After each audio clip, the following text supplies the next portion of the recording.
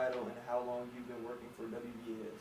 My name is Candy Capel. I'm the WVAS-FM station manager, and I have worked a total of over 15 years for WVAS since its inception in 1984.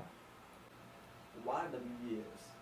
Well, I was in the Montgomery area. I actually was in Tuskegee when WVAS first went on the air, and I had worked with a station in Macon County in Tuskegee that had been started by a former engineer, and so that was where I acquired my first experience working on the air. So when WVAS was going on the air, I was contacted by someone who was here, a couple of people who were here. That would have included Mel Marshall and Steve Myers, and they indicated that they were hiring announcers, part-time announcers for WVAS. And I applied and became one of the first part-time announcers that was here on the air. You mentioned Mel Marshall. When and how did you meet Mel Marshall? I met Mel way before I ever came to WVAS. Mel used to be one of the roadies for the Commodores. And the Commodores, of course, were based in Tuskegee. I had a chance to work with some of their spouses and had a chance and opportunity to meet them and kind of hang out with the guys when they were in town. And so through that connection, I met Mel, and we became friends. And so Mel was a friend in my adult life, all of my adult years. We had known each other, and we had remained friends over the years, regardless of whether he was still with the Commodores or we came to work together here at WVAS. In what ways did the late Mel Marshall? Mel impacted me and everyone around him. First of all, he had a passion for radio, and he could share that passion with you. He made you understood why music was important, why the station was important, because it was the first and only jazz station to come about in the Montgomery region. He was an excellent teacher. The knowledge that he shared with you would probably last the rest of your lifetime, and many of our returning students who trained under Mel have said that. We had a student who was here, a former student from 30 years ago, who was here not long ago, and was looking at an old picture on our bulletin board out there. Remembered the exact time that we took the picture, but most importantly, he remembered the training that Mel shared with him, and he said everything he knew about broadcasting he had learned from Mel. So Mel was just an excellent teacher. He had street sense when it came to broadcasting, when it came to radio. He knew more than you could teach in a book. He had a feel for it. He understood what made it flow and what made it work. And he was able to take that and translate it into a day-to-day experience that you now hear on the air ever since 1983, when he came here to work to put the station on the air. You mentioned WVAS being the first jazz station around here. Mm-hmm. Okay. How did working for WVAS change your priorities and perspective on issues within your community? WVAS has always been community-centered. That's one thing we've always been very proud of, is to make sure that we were not only the voice of the community, but that we were engaged with the community. That's a very important responsibility, and we don't take it lightly.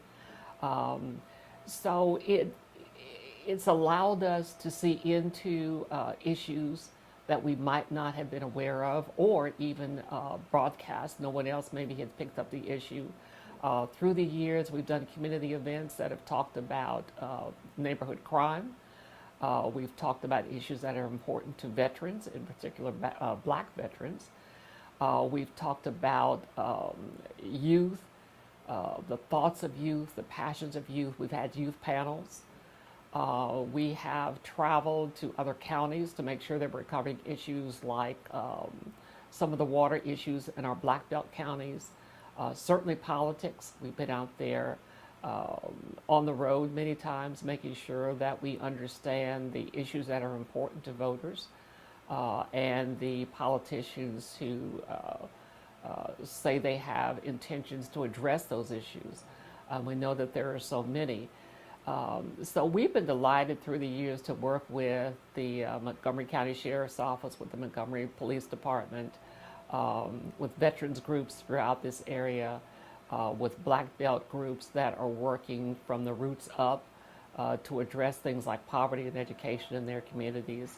And so it gives you an insight that you might not otherwise have, a more detailed insight that we're then able to turn around and share with our audience to make sure that people understand things are not always just the way they seem.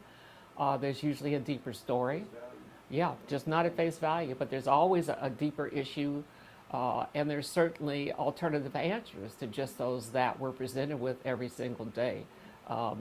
And so again, even going through this latest election cycle, we're happy to have been able to speak to many of the candidates, to cover their stories, and then to bring you those results on election night. Not only bring you the results, but again, through ASU professors like Dr. Finley, be able to explain those issues to you and also explain trends that we're seeing in this latest round of elections. What advice would you give anyone looking for a job in the broadcast industry? My first piece of advice would be to take positions where you find them and then make them into what you want them to be. So there's no shame in starting as an intern or a practicum student. There's no shame in starting as an unpaid intern somewhere at, it may not be WVAS, but any broadcasting entity. If you can get your foot in the door, which can be really difficult to do in the broadcast industry, there are just very few places that are going to allow you to come in untrained and unseasoned and actually touch the equipment, much less be on the air.